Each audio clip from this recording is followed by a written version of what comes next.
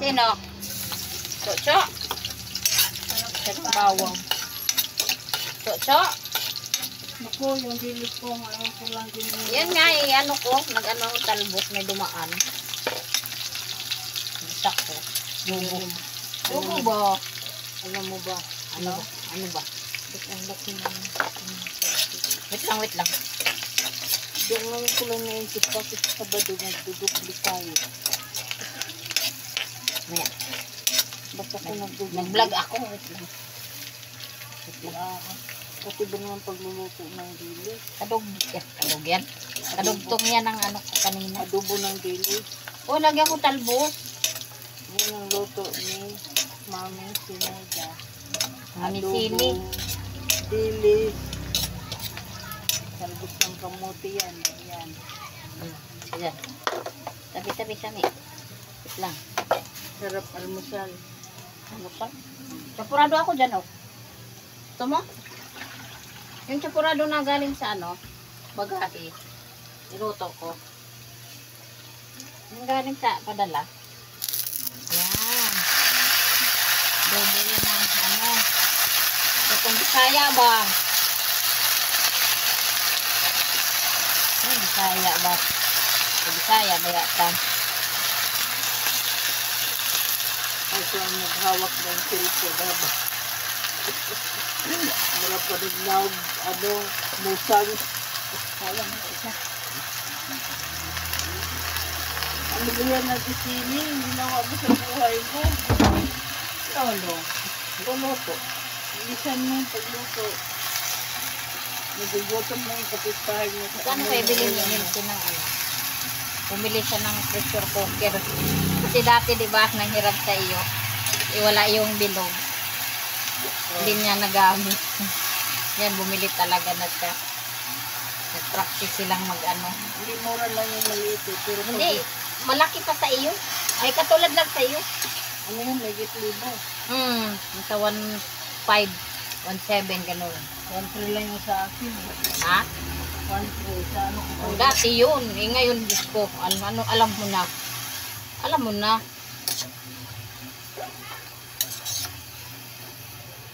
May ano dito, tuyo to eh. Tuyo. Ha?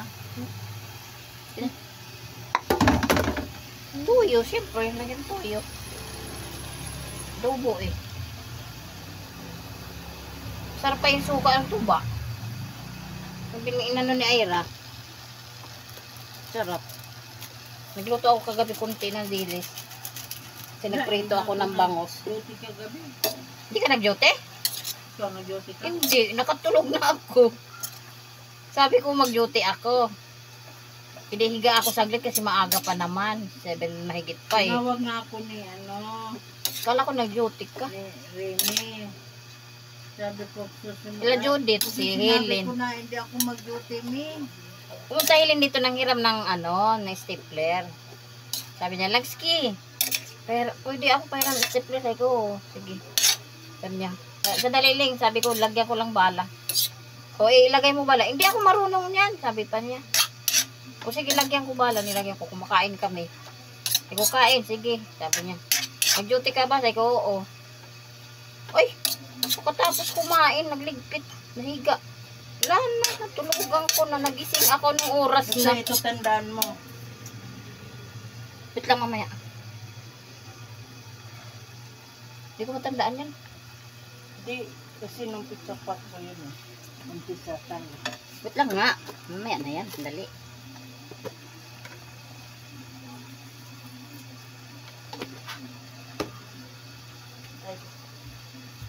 Andun si nakaligo na yung apo ko. Bitsin. Nag-chat nga siya sa akin.